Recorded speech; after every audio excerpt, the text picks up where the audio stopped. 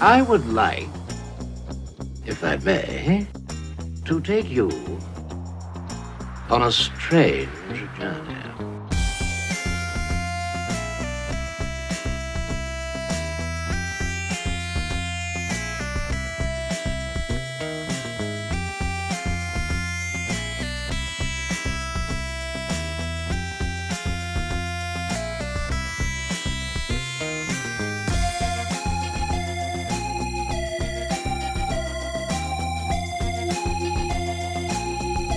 Hello, everyone. Welcome to the Cultworthy. I've got two very special guests today.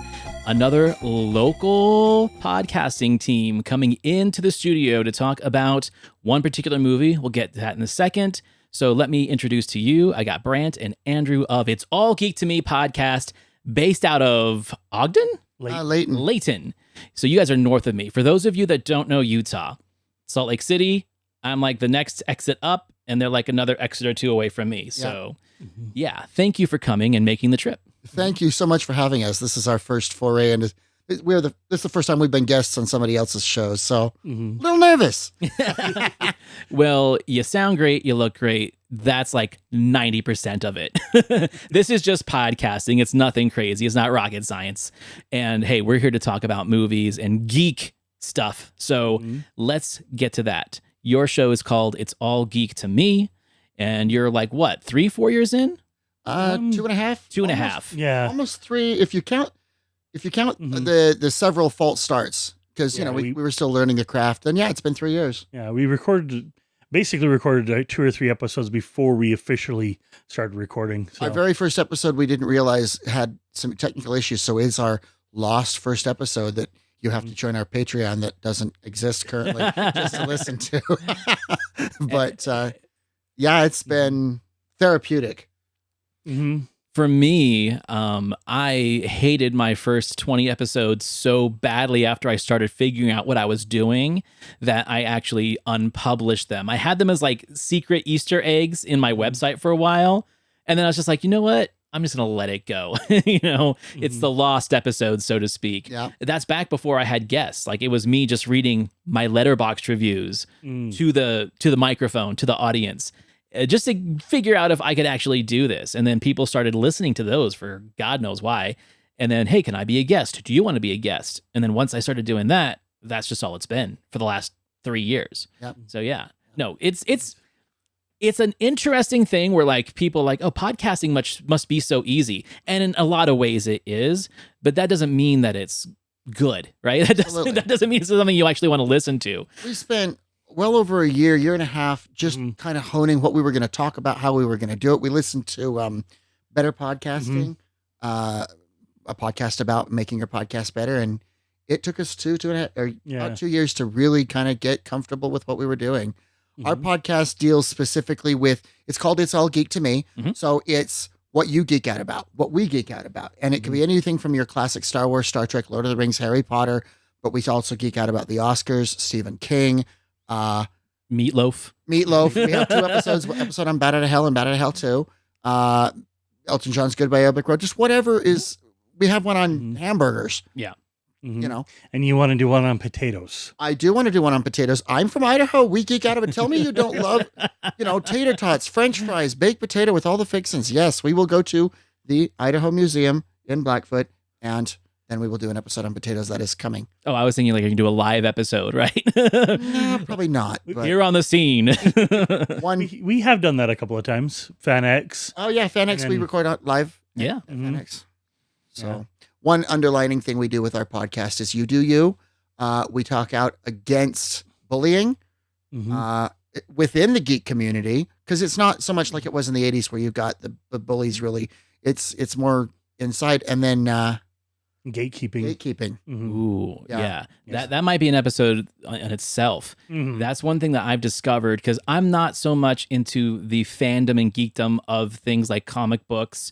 Yes, there are a lot of geeks and fandom in the movie community, but when I started like reaching out to more people that were in that world of the fan expos and comic books and Star Wars and things like that, I didn't realize how toxic of an environment it actually can be. And that's one of the things that really kind of really determines whether or not I bring someone onto the show is I will listen to their show, or if I meet them in person or have like a connection on a social media app.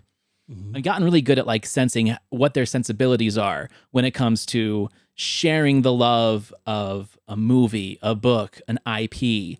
And I can almost smell the toxicity now. And there's a lot of it out there. And it really is one of the reasons why like I'm so selective of people I have on the show. Absolutely. It's we not into sports in a big way. I'm a baseball fan, but it's like the Super Bowl. If you're diehard into the Super Bowl, power to you. Do it. You know, you enjoy you. Don't let somebody else rain on your parade. Please don't rain on somebody else's. Yeah.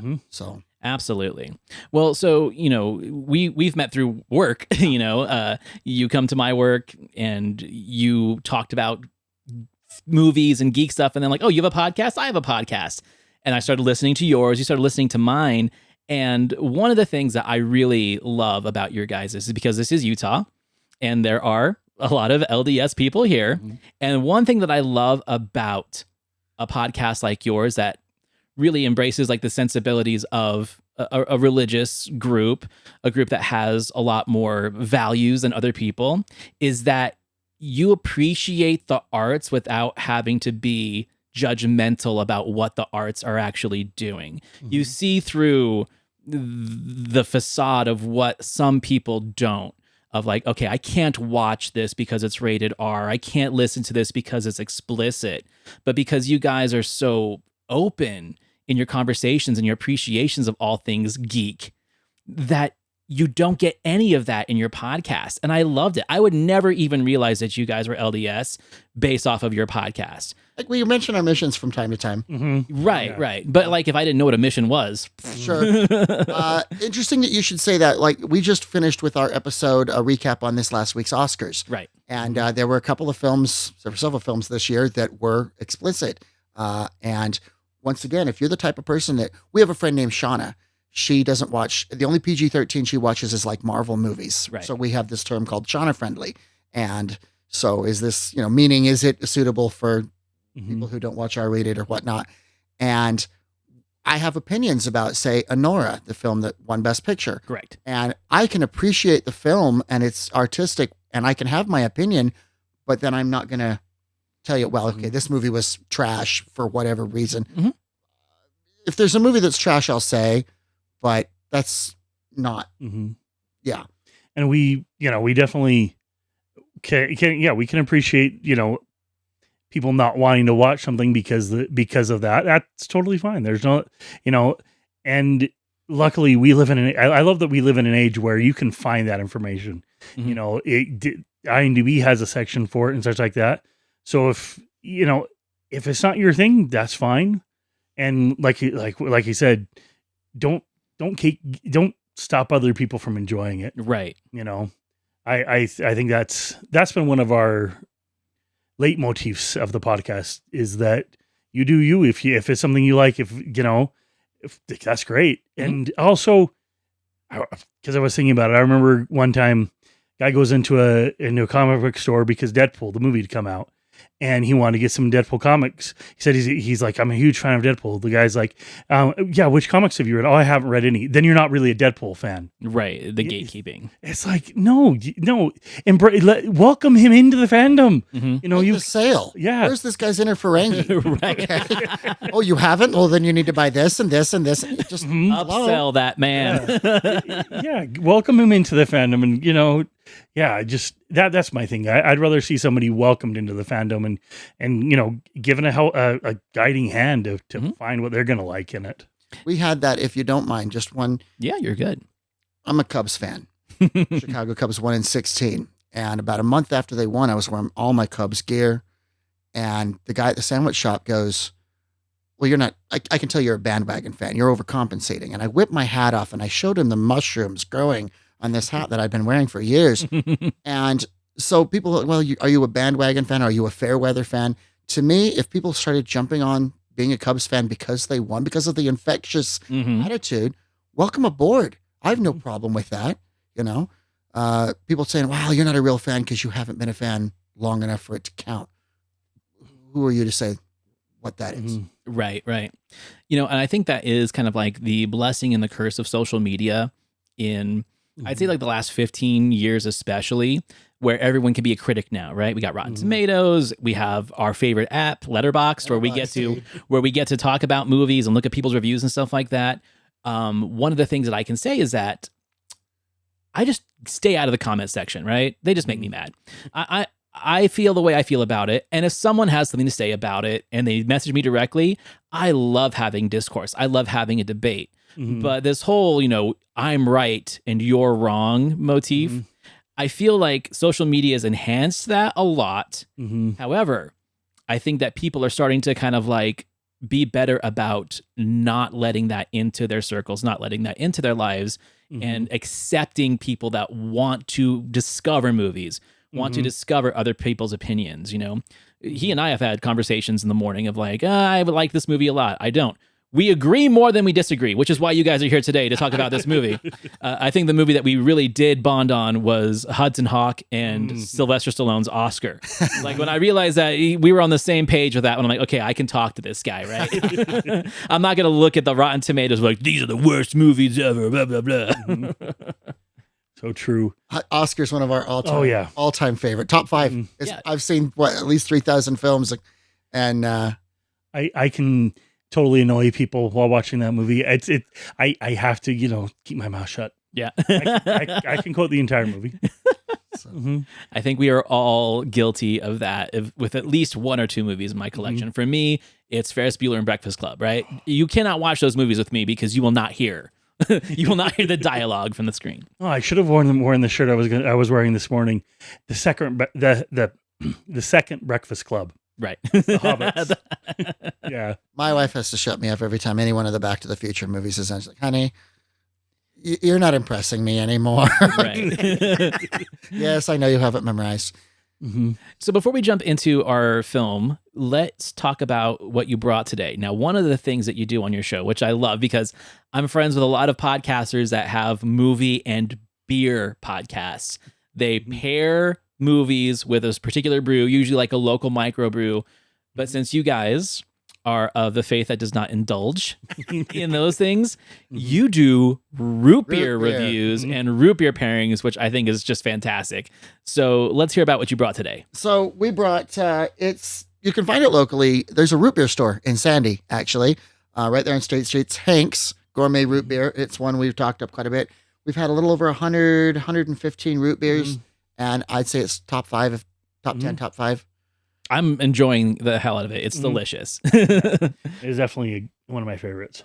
And one of the editings that we do is we have to edit out all the burping. Right. Well, it's funny because like Brant poured his and he was admiring the head of the root beer in the glass as if it was like a draft beer.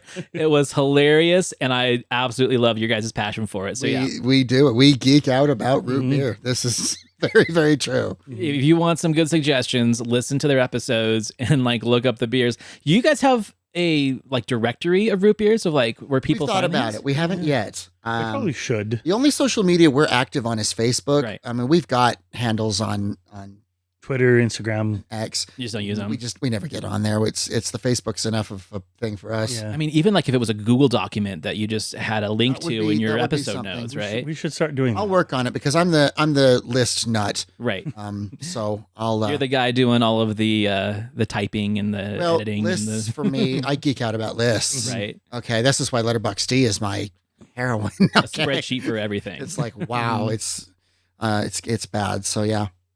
Okay, so the film that we're talking today is Last Action Hero. I have very, very strong feelings about this movie, and I did not talk to him about it at all. I wanted to save it for the show because we've talked about Hudson Hawk, we've talked about Oscar, we've talked about a lot of movies that maybe aren't popular in the zeitgeist or have like a really strong cult following. So I'm going to just go ahead and give my personal history of this movie, and then I'll let you guys have your turn with it. So I saw this in the theater. I think I was 13 when it came out with a buddy of mine, Brent. And we hated it so much that we tried to walk out and get a refund. And it was a small little theater in Podunk, Utah. And they're like, no, we don't give refunds. So like, well, we paid for it, so we may as well go back in and finish it and watch it. Now, one of the things that I will admit right off the bat is that at that age, I had not seen enough movies yet to get all of the inside jokes, Easter eggs, all that stuff like that. So it was too much for me at that point in my life. I gave it one more shot sometime in my early 20s. I appreciated the Easter eggs. I got so much more of the subtext and what they were doing, the winks and the nods. But I still kind of had this feeling like I just don't like what this movie is doing. And then this viewing, which was just like a couple days ago, is the first one I've had since then. So this is only my third watch of this movie. Okay, now I know more about who wrote it. Mm-hmm.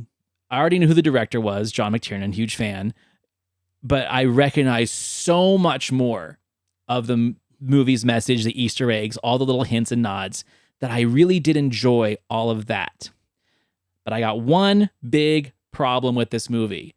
I cannot stand Austin O'Brien. I've never liked the kid. I didn't like him in My Girl 2. I didn't like him in Lawnmower Man. And he ruins it for me in this movie. He really does. But we can get in that in a minute. So let's go with your guys' personal history, first time watches, and what it means to you. So the first thing I want to say, every year after the Oscars, we need to let the air out of our time. Okay, the Oscars is high art, and we get so full of this that we need to pick the other side of the spectrum. So before we've done Hudson Hawk, I made him watch Tommy Wiseau's masterpiece, The Room, and so this is another one of those. We get that this is not sophisticated. It's a palate cleanser. And it was perfect for us. So, the fact that you've got this cult-worthy podcast, it seemed awesome. Yeah. I also saw it in the theater. It was entertaining enough for me. I had never seen an Arnold Schwarzenegger action film. Oh. What did he Kindergarten Cop, something like that. Right, because you weren't allowed to see the R-rated movie. I didn't watch the R-rated movies. And I went and saw T2 by myself in the theater. I did sneak a little bit of T2 here and there because you had to. Right. But this was my first Arnold. Mm-hmm. And so I'll Be Back and the couple of little... also his best pronunciation of the word California ever. California. And... I enjoyed it. I can't say I loved it. It was there. What I loved about it was about a boy who escaped the harshness of his reality by going to the movies and getting lost into the movies. You've got another young boy and Nick, the guy who runs there's always that question. How do these young boys and these old It's like a Doc and Marty kind of thing. Where does this come from? It does. It's a trope that does actually happen. Yeah. And so like this kid, I wanted to get lost into the movie. I would get lost in movies. It's one of the reasons why I'm addicted to film the way I am is because of this. That and I wanted to use that ticket and see what other movies I could. I would have jumped into Casper right there and kicked Casper out and dance with Christina Ricci. All for me.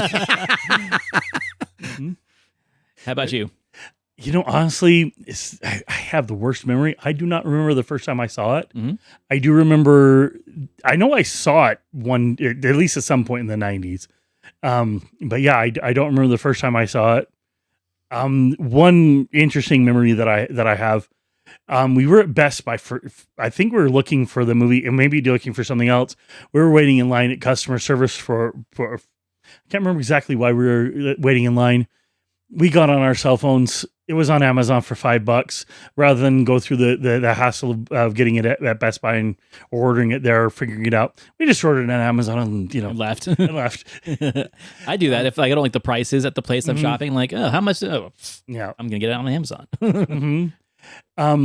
I do also remember, and you brought it up earlier, the early home editions of this movie.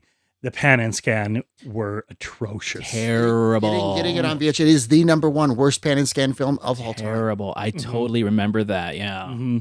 It gave me motion sickness. It was that bad. Mm-hmm. So even the first time on DVD, I think the first foray on DVD was formatted for television, and so they kept the pan and scan. And it's we've been since the early 2000s. We've been advocates for widescreen. Hands down.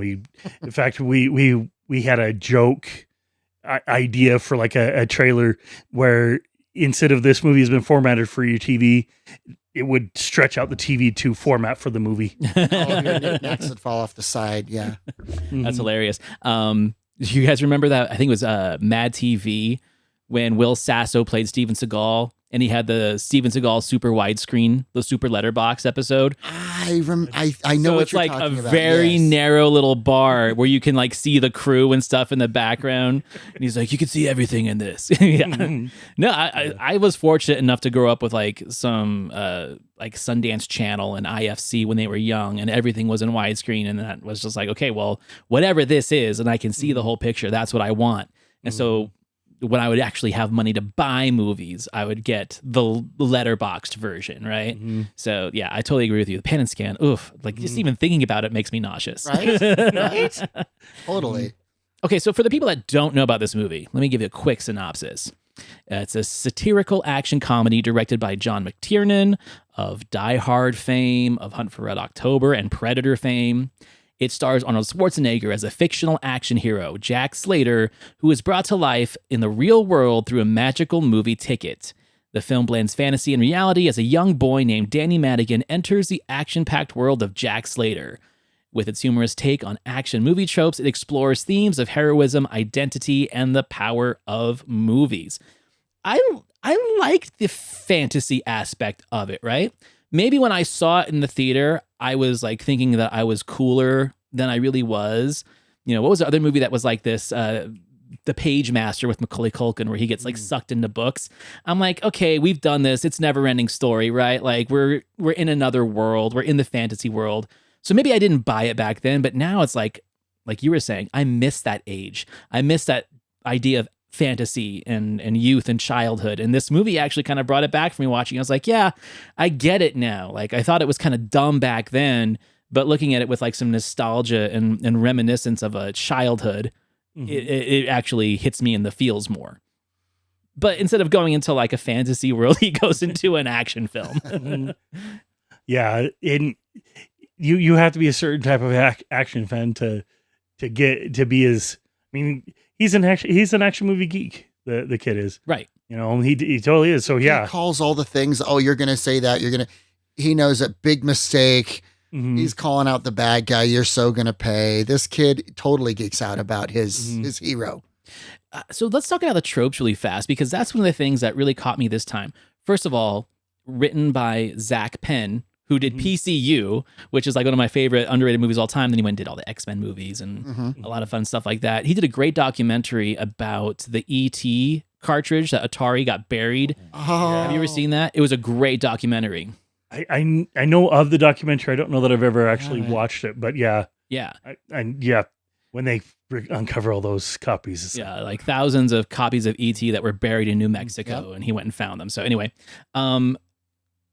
but polished and kind of finished off by Shane Black of Lethal Weapon and not Last Action Hero, Long Kiss Goodnight, and The Last Boy Scout, right? He has Iron Man 3. He's got a lot of very similar tropes in his movies. One of them is children. Like children always end up in his scripts. Long Kiss Goodnight, we've got the daughter. That explains a lot about Iron Man 3. It does, right? Last Boy Scout has Danielle Harris as Bruce Willis's daughter. Iron Man 3's got, what's his name? Ty Simpson, I think, or Ty Simpkins is the little boy. And then, of course, when you look at the things he's co-written with his writing partner, Fred Decker, Monster Squad, right? So he has this thing where he likes to put kids in danger. Like all of his movies have kids in danger, and there is a child death in this movie, which I totally forgot about until rewatching it. Yeah. And, you know, I love the existential crisis that he goes through when he realizes that somebody wrote that. Right. You know, that's deep for a throwaway action movie. There's a lot of that in there. Yeah, let's dive into that, because that's probably what fascinated me more about this watch than anything. Was there is like subtext to subtext as we're going from reality to fantasy to literally the fantasy of people who are living in a fantasy world. Realize it's another one of those realizing that your entire life is fake, right? And then you want to know who to blame. We have enough of that. The theists who believe in God, at least have someone to blame, you know. Right. But you always want to find somebody to blame for your own harsh reality. And here he is. Oh, they're just a bunch of writers. I'm entertainment for someone else. Right. My heartache was entertainment for someone else. Yeah, I can't imagine the idea of the trauma that people go through, and to think that the only reason it's happening is to entertain somebody else. That would, I can totally understand the way he reacted to Arnold in the theater was very appropriate. I'm like, I hate you. I get that. You ruined my life. Well, and then it goes even deeper too, because Austin O'Brien's character of Danny, he has a widowed mother, so there's death there, and Nick, the theater guy, is essentially like a father/friend figure, and then he looks as Jack Slater almost as a father figure. Like, that's the thing that I noticed in this movie, is like there are so many connections and tropes I did not recognize in previous watches that they really ring true with a Shane Black script, but in this weird world where it's like we are in the satire and the comedy of the irony of an action film and all the things that we find goofy and silly about them, they go hard in the paint in. Yet at the same time, we are dealing with those things of like loss and betrayal and real life emotions that it really plays on multiple levels. And entertainment wise, like, I got it. Like, I really got it this time. Yeah, I get that. There was definitely things that I noticed as well. Watching it this time, that it was cool. One of our favorite things movie wise. One of the reasons why I'm a huge fan of Deadpool, breaking the fourth wall. Yeah, and this movie had one of my favorite usages of it, because when Benedict realizes, the villain realizes he's in a movie, he starts monologuing. He starts monologuing to an audience, but he's monologuing to us because there's nobody in the theater. He might not know that, but there's nobody actually in that theater. That's my favorite part of the movie. I mean, we got to talk about this because, like, you just pretty much got me right into the thing I want to talk about: the cast.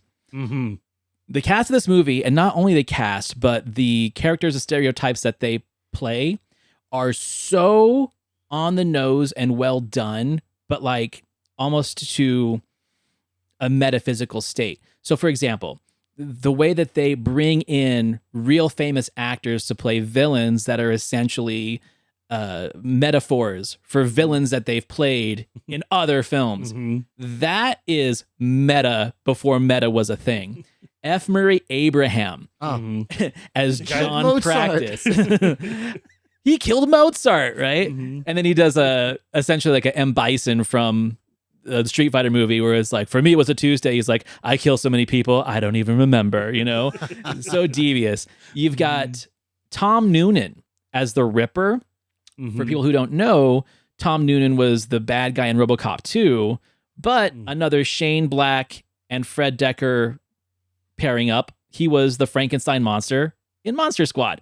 So bringing him into this was like really, really cool. Robert Protsky is Nick, so everyone would know him probably from Mrs. Doubtfire as the boss. What was the other one I knew him from? Oh, he's Dracula, Gremlins 2. Yes. And then Frank McRae as Captain Dekker, which is obviously a reference to Fred Dekker, Of course. which I think is great. He essentially is playing the same role that he played in 48 Hours and the same role that he played in Loaded Weapon 1, where he's just the loud chief that yells. Like, if it's not broke, don't fix it, right? Exactly. Well, and I love the scene when he's spouting gibberish. Yeah. And it just, did you catch that? Just steam coming out of his ears. Loved that. Like, I catch Anne Frank in there. Anne Frank, it's like, what? I think if he wasn't just speaking gibberish, I think that monologue might have pushed the movie up a rating. Maybe. Well, because what's funny is I watched this on Amazon with the subtitles, and during that scene, it just says gibberish, and then Anne Frank. And then it just says gibberish again. I'm like, so that must have been written. That was in the script. That's hilarious. Tons of other cameos we can get to, but like, let's definitely talk about Charles Dance as Benedict. Mm-hmm. I thought this back in the day when I didn't like this movie. That is one of the best villains of the 90s.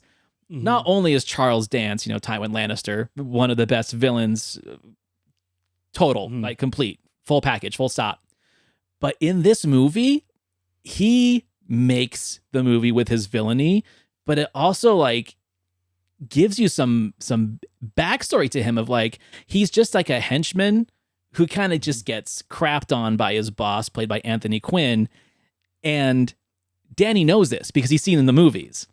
And so like opening up that world to him where he's like, how does this kid know about me and all my shortcomings, stuff like that, and then getting the opportunity to be the main bad guy. Mm-hmm. We get like a good 10 minutes of him discovering his villainy in the real world.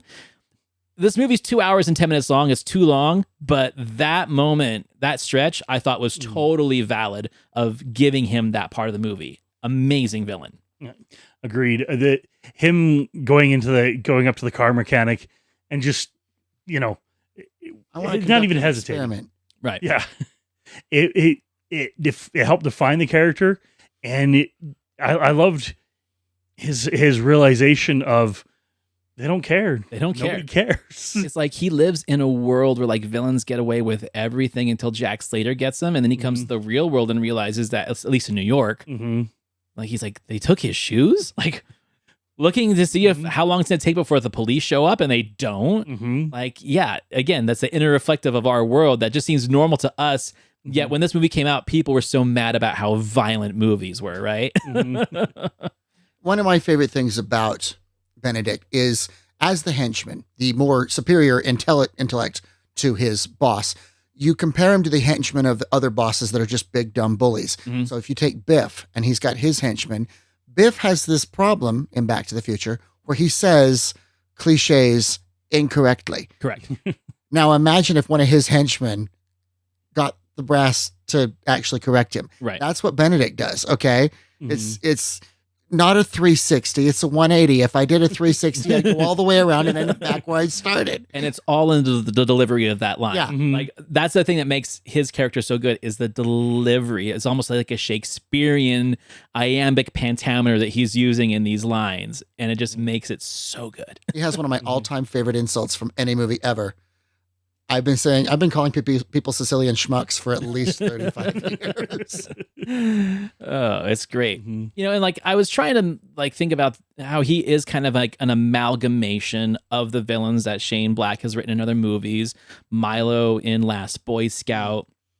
When you think about Mr. Joshua in Lethal Weapon, the Gary Busey character, like there are lots of pieces of these villains in this guy.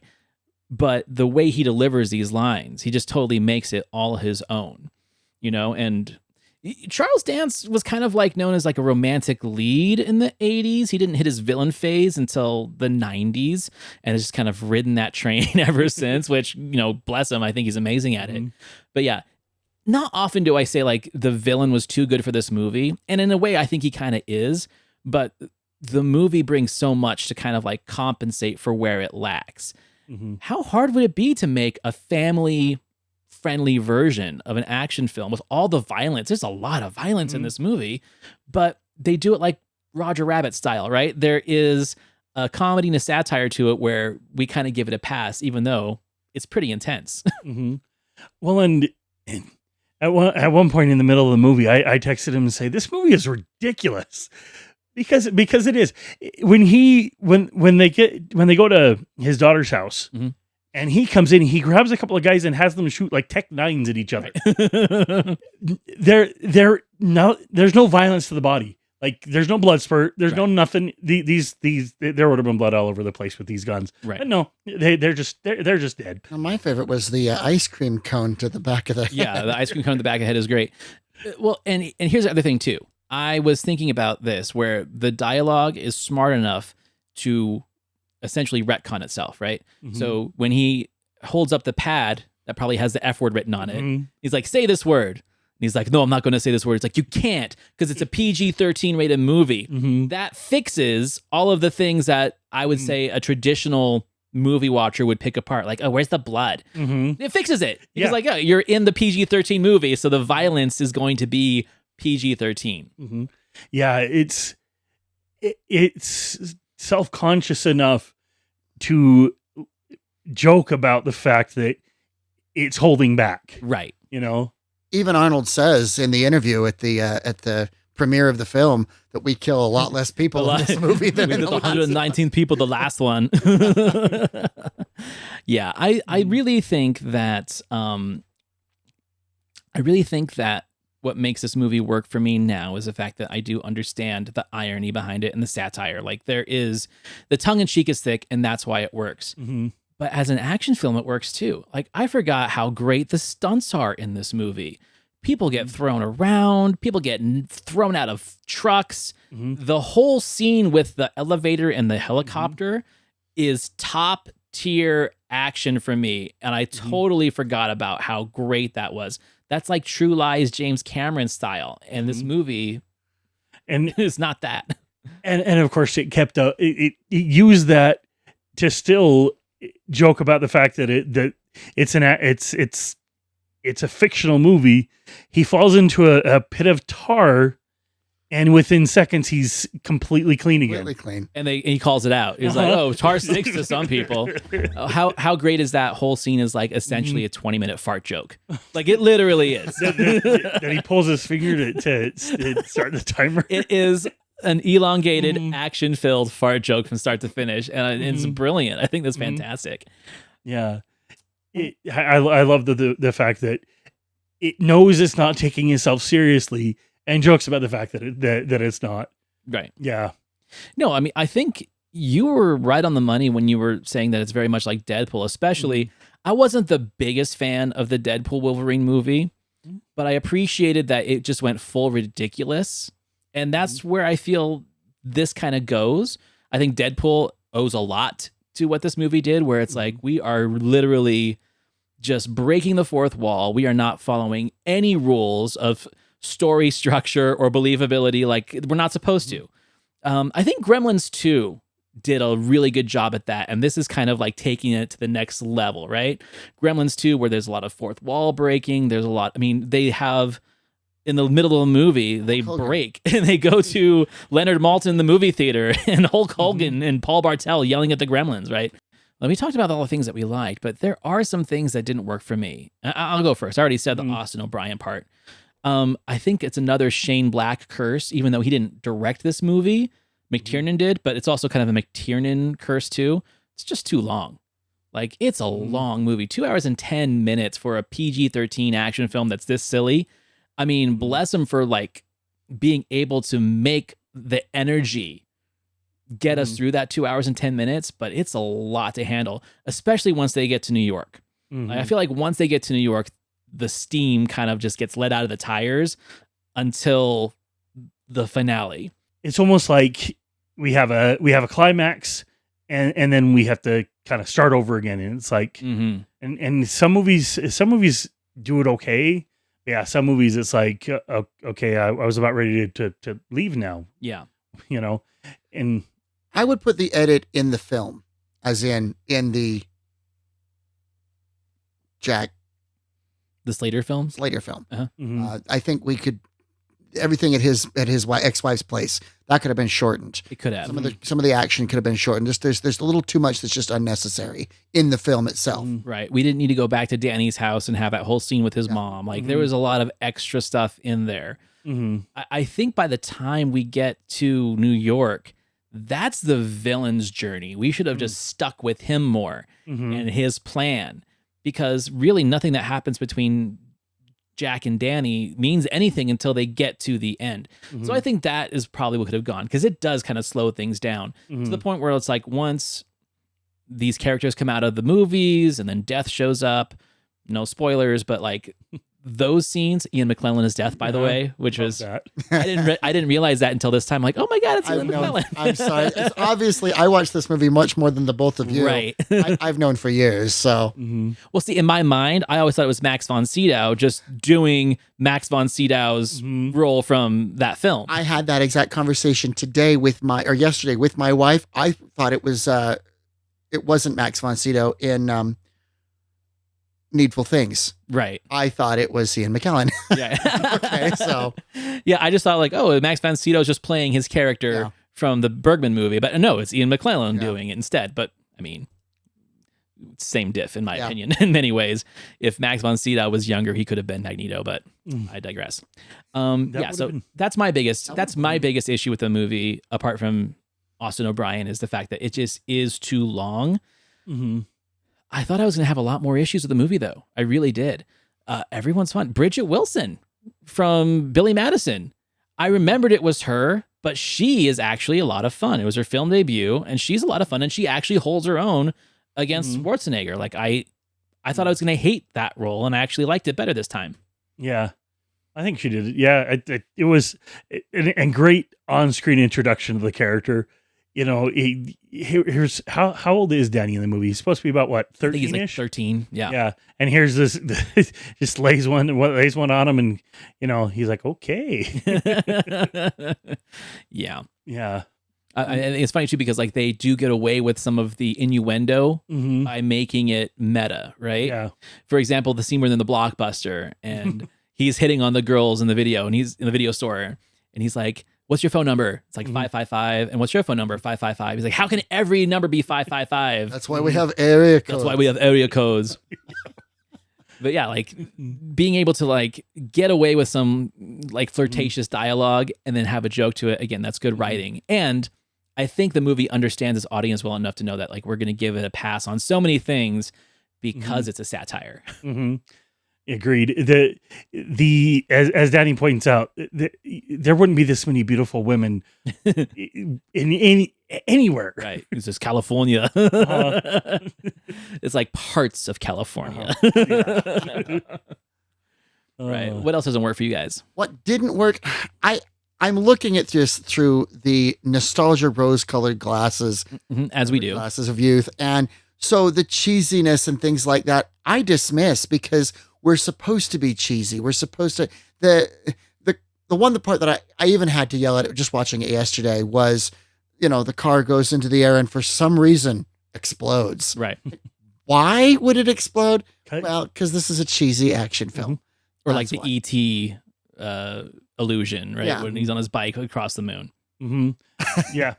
The eye blowing up, you know, this huge explosion that you can see from miles away, and they're just, you know, a bit soot covered, right? You know, total action cliche, like 80s action cliche. That yeah, you know, no, nowadays everybody would be like, yeah, no, yeah. But again, I think that's the brilliance of the script is like. They are calling out all the things that we've called out in action movies before, and they're just making them front and center. Yeah, no, like I said, this movie holds up a lot better now. This is where I kind of went with it, is that maybe I didn't like it the first time because I did not get what they were doing, right? I kind of think the same way of, let's see, movies like Blazing Saddles. Like, okay, is this a Western? And then you watch it and you're like, wait, what is this? And the first view, you're going to laugh at some stuff, but you're also going to be like, well, I don't understand what I'm watching right now. But if you watch it again and you think about it, it's like a way home joke, right? It's like, okay, that was actually pretty funny. Oh, now I remember when he did this thing and this thing. So I think this is a movie that gets better the more and more you watch it because you get more of the jokes, you get more of the references, and you realize the satire. Where at first, I think the reason why I didn't like it is I was expecting an action movie, which it is, but then all the other stuff just goes over your head. It's an homage. It's a parody of. Right. Well, and one thing that we talk about it every so often on the podcast, expectations. Yeah. I think plenty often when people say this is the worst movie ever, or this is the worst, you know, whatever, it's because your expectations are up here and it doesn't meet those expectations. Sometimes you'll revisit the movie with the expectation of, oh, this is what I remember. So it changes that expectation. The classic movie for us on that, Unbreakable. Okay. Yeah. When we first saw it, I think is Shyamalan's best movie in my opinion. I can't begrudge you on that. I'm not sure what I'd put as my favorite of his, but yeah, the first time we hated it. Right? I don't know that we hated it. We were disappointed. Disappointed. Noticeably disappointed because The Sixth Sense was such a oh my gosh, wow movie. Yeah.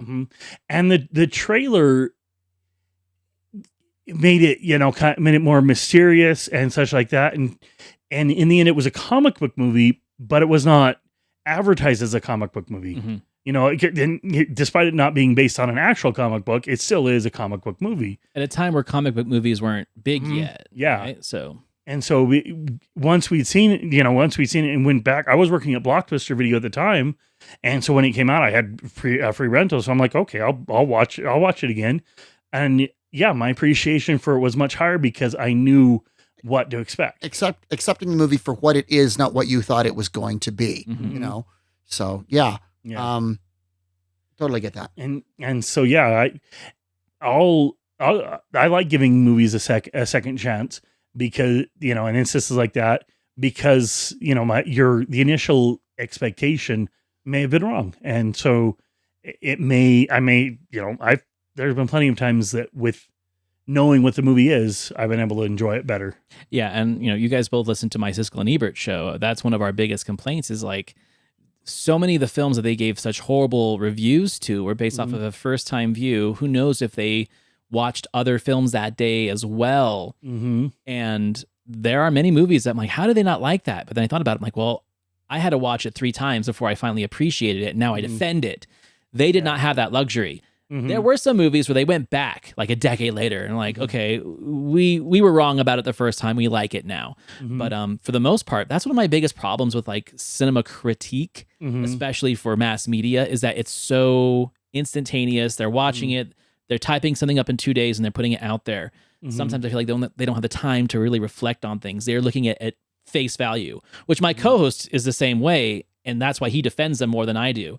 I'm an appreciator. He's a critic, right? But I get it. He watches like 7 movies a week in the theater and then writes them at night. And I'm just like, you're going off a gut reaction, a base reaction, instead of like the absorption of what the movie actually is doing. And that's where there are different filmmakers. There are filmmakers that make movies for that instant satisfaction and gratification of an experience. And then there's movies like Kubrick, who was like, okay, you need to work for your entertainment on that one. Yeah.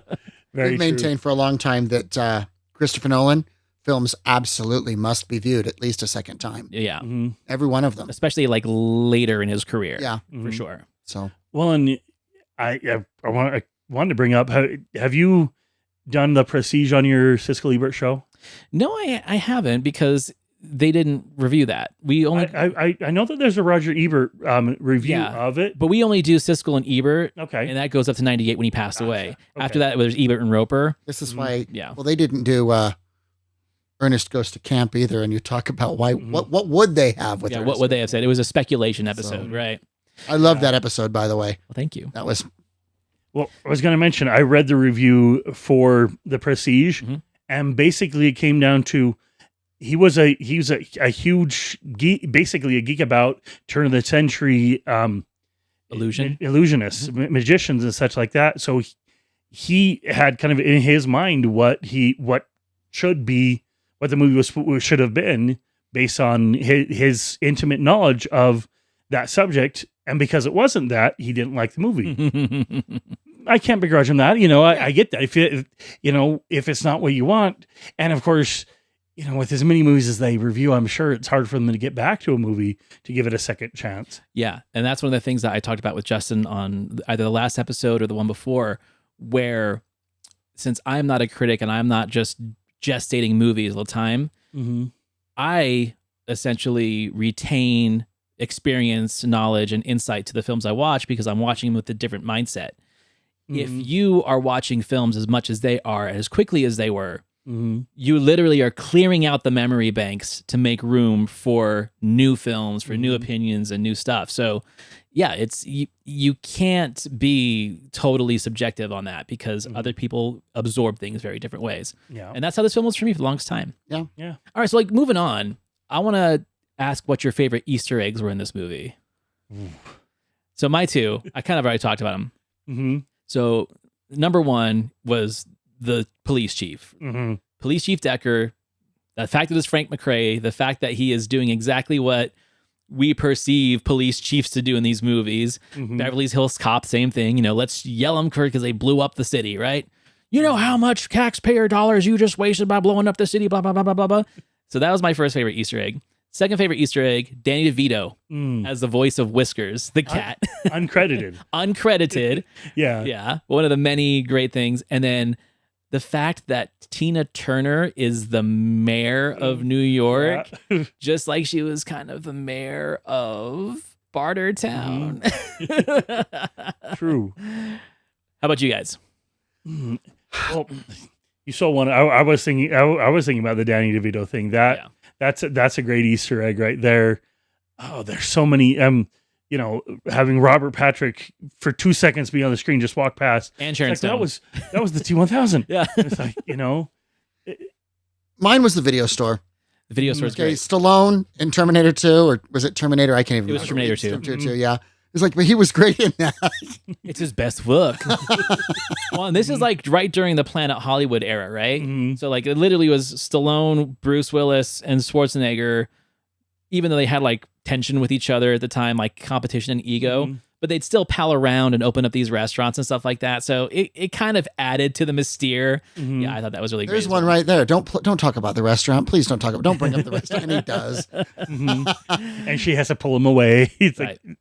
So many great Easter eggs. My favorite little bit of meta, going back to when Jack goes to the concession stand and says, "Where am I sitting?" Takes off his hat. "Where am I sitting?" This is Arnold Schwarzenegger playing Jack, asking where Arnold Schwarzenegger is. Yeah. I love that.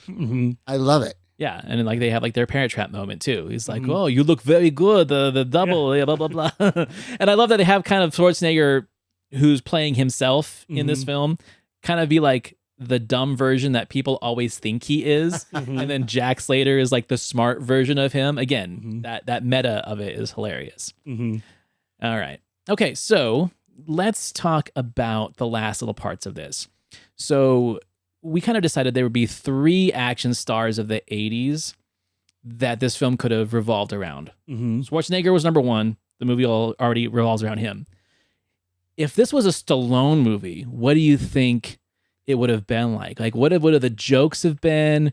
What would have the irony and the satire have been changed to? Well, we would have had to have had a reference to Adrian And Rambo. You couldn't have gotten away without that. Your mispronunciation of words, it would have just been different words. It would have been different words. It would have been a different like slurring of the words. Yeah. And going back to Oscar, it would. One of the problems that Oscar had and couldn't get past was people didn't expect a funny Sylvester Stallone movie, or attempted to be funny, Stallone, right? In people's opinions. Yeah, and so I think that might have been hard for the movie, for him to fully embrace that self-referential humor, and Arnold plays it straight enough that he gets away with it.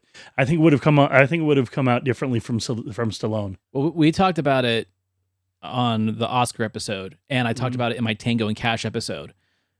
Schwarzenegger's just funnier than Stallone. Like, Schwarzenegger's got better comic timing and delivery. I think that pissed Stallone off. The fact that like he could do Kindergarten Cop and Twins. And so Stallone does Oscar and Stop or My Mom Will Shoot. Yeah. And those are like total bombs, considered some of the worst movies ever made in certain circles. Stallone's just not as funny. I think Stallone's hilarious when he plays like a more dumbed down, humorous version of himself. Like Rocky is funny, especially in the first 2 movies before he becomes like rich and famous. Like his little jokes to Adrian and just like the things he says to people, like that's funny. Once he becomes the Stallone version in 3, 4, and 5, that humor kind of goes away. But like when he just kind of plays like the palooka, I think he's funnier in those roles. Fair enough. So, question for you. Let's imagine Stallone is the star of this film. What movie poster's at the movie theater, and who plays the part? Ooh, that's a good one. Yeah, who would be playing Rambo? It would be Schwarzenegger. Yeah. 100%. Except the accent, because he was supposed to be a Vietnam vet. I guess it could work. Right. Or Bruce Willis. So that's the other one. If it's Bruce Willis, then it would be Die Hard. Right? It'd be Die Hard. Did Striking Distance come out at this point? I can't remember. No, but it would be Die Hard. Yeah, it had to. That's his magnum opus. I mean, that's Now, can you see? Last Boy Scout was definitely out by the time this came out too. Mm-hmm. So, same question. Can you see Arnold Schwarzenegger crawling through? Come out to the East Coast. We'll have some laughs. Right. I mean, what makes Die Hard work is that Bruce Willis is like kind of wiry, and he can fit into those little grates, and he can fit into the air ducts. Stallone and Schwarzenegger couldn't do that. That's for sure. They would have to like completely rewrite the script. True. Awesome. Okay. So last part of this conversation. If you had the magical movie ticket, what movies would we go into? This was my question. This is why I love this movie, is this ticket. This appeals to my fantasy brain. It's why I turn a blind eye to whether or not this film has any value. I never mind the movie. Right. I want that ticket. Yeah. Okay. So my first answer is Almost Famous. Go back to 1973, get on that tour bus and be in the rock and roll world in that place at that time. Except you would be with Sweetwater. You'd be with a fictional band. Are you cool with that? Stillwater. Well, I mean, Stillwater, it's fictional. It's in the movie. It's not fictional. It's real. I mean, they associate with real band member, real people, and whatnot. True. There's real Band-Aids. Penny Lane was based on a real Band-Aid, real person. That world fascinates me, and I would love to just be there. So yeah. Yeah, I was thinking along the same lines, something time and place, to be able to experience something like that, like anywhere from Bohemian Rhapsody to experience a Queen like that, or I mean the Best Picture nominee Complete Unknown this year. I'm not a huge Dylan fan, but it'd be the time and place, the scene. Yeah, I can dig that. Yeah, I think that'd be one of the main temptations for me would be that to experience a time period that I'll never be able to experience. Yeah.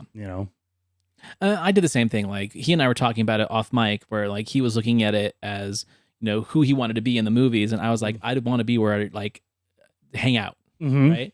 So my first one is The Godfather. Like I want to be at that wedding. I want to be eating that food. I want to be drinking wine out of like big carafes, right? I want to go visit Don Vito and ask him for a favor on the day of his daughter's wedding. Like that just appeals to me. I would totally go to the mattresses, like that is my mentality. But then on the flip side too, my favorite movie of all time is Blade Runner. I want to hang out in 2019 Los Angeles in this world, even though it's dirty and acid rain and dark and grungy. I want to be cyberpunk for a day. Like sign me up. Yeah. Give me the haircut. Give me the big leather rain jacket, whatever. I'll go hunting. Yeah. I love a well-established, fictional world. World building is always, and so yeah, a world that is really fleshed out. Right. Yeah. Can always be. And it's funny too, because like people always say that Blade Runner is like a dystopian future. It's not. It is not. It's a corrupted, polluted future, but it's not a dystopian society. If in fact, like you see freedoms all over the place in the director's cuts, like there's like sex clubs on the streets and stuff like that. It's not like 1984 or the movie with Christian Bale where he's in the future where no one has emotions. Like that's dystopian. Blade Runner's not dystopian. It's just dirty, right? Yeah. It's obviously been taken over by corporations who don't give a shit about the planet. Which, yeah. Wait, is that the world we're living in? You know I always what? wondered if we're living in a dystopian future compared to the way they viewed. We're not cool enough. 60s. Like we're not cool enough, right? Yeah. Like A bunch of whiny crybabies. That's why not. I feel like we could have been on the track for Fifth Element style. Like that's what I really thought we were going to, but we don't have all the flying cities and cars and things like that and taxi cabs. We don't have Plava Laguna. I have a specific opinion about flying cars and why we shouldn't have them. People have a hard enough time driving on the roads. I don't want to see them drive. Texting and flying, right? Making TikToks. It's like, what happened? The building it just appeared right in front of me. Insurance rates would be crazy. Yeah. My second one. So we had this question, okay, and we're just jumping as we are. Am I a 46-year-old chubby guy going to these movies? If so, I can't hang out with the Sandlot. I want to, but that wouldn't work. But if we'd had the ticket around the age that he did, I mean, you could jump in, you could steal the Pink Panther, bring it back into this world and retire. But I'm going to have to go with my second one would be Willow. Okay, Okay. Willow sounds great if you're on the right side. If you're like, I mean, all I do is hang out in a pub and just, I mean, that's all I want to do. Okay. Francine had the right thing. Right? Yeah. I don't drink, but root beer.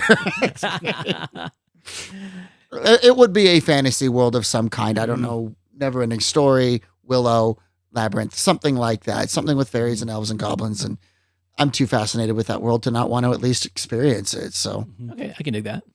I along the same lines, Hogwarts would be fascinating. Just to not even to experience any of the specific stories, but to just wander around the halls of that school, and run into the teachers, the ghosts, the students. Yeah, I think that would be a major temptation right there with the ticket. That's cool. I mean, this is gonna be a question I'm gonna start asking like lots of people, not on the podcast, but like, have you seen Last Action Hero? What movie would you go into if you had that magic ticket, right? Mhm. Cool. Well, this was a lot of fun, guys. Thank you for bringing this movie to the show. It's probably one that I would not have brought unless someone suggested it, and I'm so glad someone did because I needed to revisit this movie. It's one of the few movies that is not on my shelf. That's one thing I say all the time is I only put movies on my shelf that I will watch more than once. This might be the catalyst to get me to invest in a good copy of it because I enjoyed it enough, and I feel like I didn't get all of it on this third watch, and there's more to get. I feel there's like a lot more to uncover on this movie. So yeah, it was a good time. groovy. Well, thank you for having us. We really appreciate it. I had a blast. Of course. So once again, plug your show where people can find it and what you have coming up in the next few episodes. Yeah. So it's All Geek to Me with Brant and Andrew. There's actually 3 podcasts right now called It's All Geek to Me. Ours is the one with the planet Saturn and the microphone. So Purple background. purple background. It's All Geek to Me with Brant and Andrew. We just dropped our episode on the recap of the Oscars. Will drop this Monday, and then we are going to be talking about 007 in an extremely broad and general sense next week, because there are aspects of 007 we want to talk about specifically. The songs, we could do a whole episode on just the music, the gadgets, maybe the villains, the different individual actors.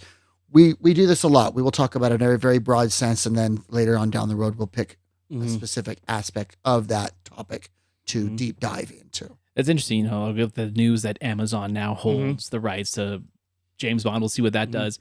And what's funny is like the episode that will be after this one is a friend of mine who has a podcast. We are doing a pre-make a movie episode for Casino Royale. Essentially, it is what would Casino Royale look like if it had been made in the 80s with Timothy Dalton? Who the villains would be, what the soundtrack would be, who would sing the main song, that kind of stuff.